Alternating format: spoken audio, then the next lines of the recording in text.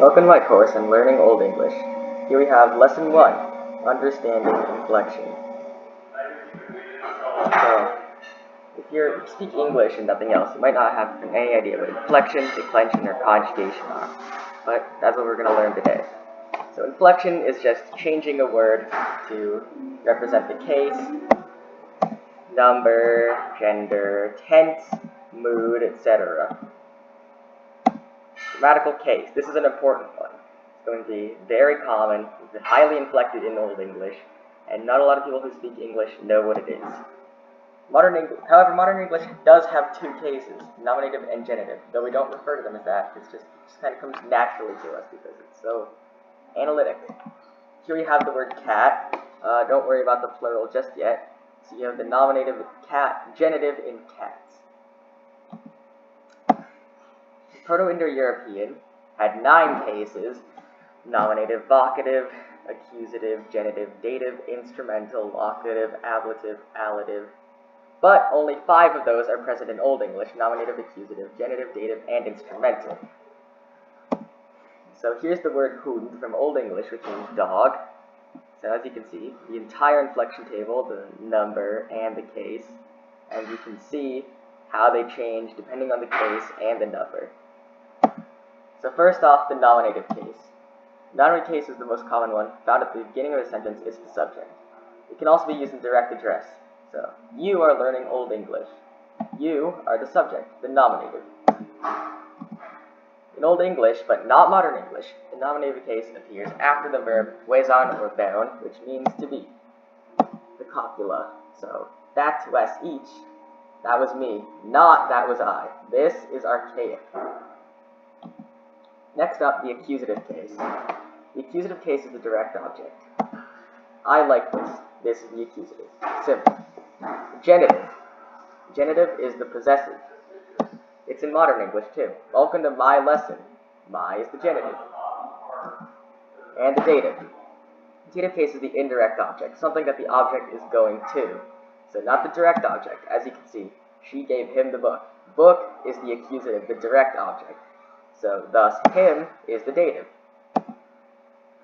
In Old English, the dative is a little more complicated. Virtually all prepositions govern the dative case, such as to, on, in, for, etc. The only exceptions are med, which means with, and onlong, which means along. We'll get to those. So, he sat on dam stole. He sat on the chair. So, on is the preposition, dam just means the, stole is the dative, it means chair. You can see it's inflected. In addition, the verbs likyan, twelyan, and matan have dative subjects and nominative objects. They're switched. So, the first sentence we have me el likya, I like you all, but literally, me, you all like. Next up, I doubt that. Me that twelve. Me that doubt. Lastly, me mat de thing. I dream about you, or literally, me dream about thou. Or thee, technically. Now notice, we have another preposition here, about. So that means this is going to be in the dative as well. And that means the sentence has no nominative, no subject, except technically may, not inflected as such. And lastly, the instrumental, which occurs after need, which means with. I've already been over this. I dug the hole with my bare hands. With my bare hands. Instrumental. And lastly, a sentence for practice. The sentence below includes all 5 grammatical sentences. See if you can spot them. The Vietnamese defended their country from the Americans with guerrilla warfare. Give you about some time, and then we'll go over this.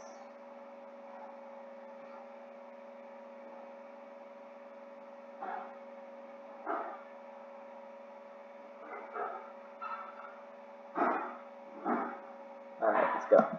And so here we have the highlighted answers: nominative, accusative, genitive, dative, and instrumental. And there. The Vietnamese in the nominative, because they're the subject. Defended is the verb. There in the genitive, because it belongs to them. Country is the accusative, because that's what they defended. From, which is a preposition, the Americans, so dative. With instrumental guerrilla warfare. Congratulations if you got it correct. Next up, grammatical number. Grammatical number is singular, dual, plural. If you don't know what these are, you should probably learn about that before learning Old English, or any language, to be honest. Grammatical gender. Most Germanic languages have 3 genders, masculine, feminine, and neuter.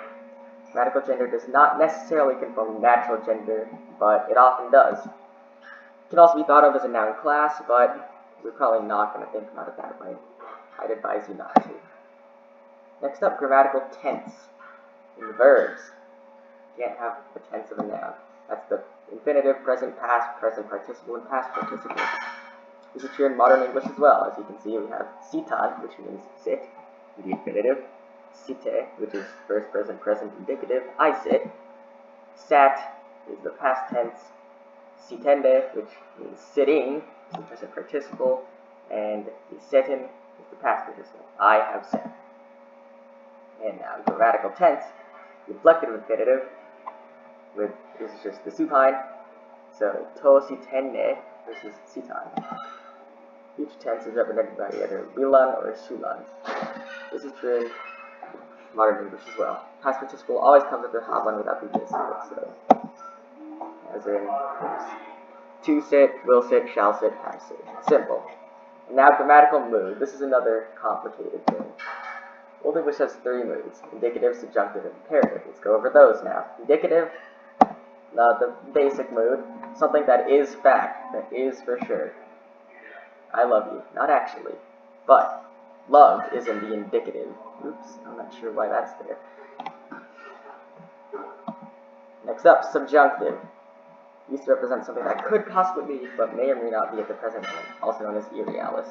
I think I love you. So think is still in the indicative, but love is now in the subjunctive because we don't know if it's actually true or not. Next up, imperative. That's just a direct command.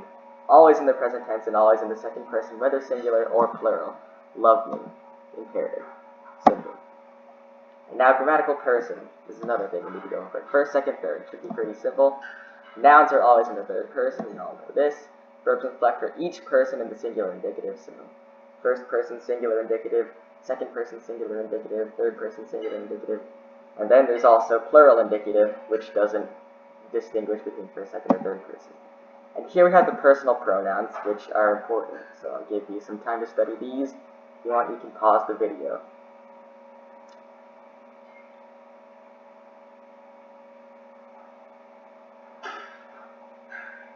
And that's the end. Thank you.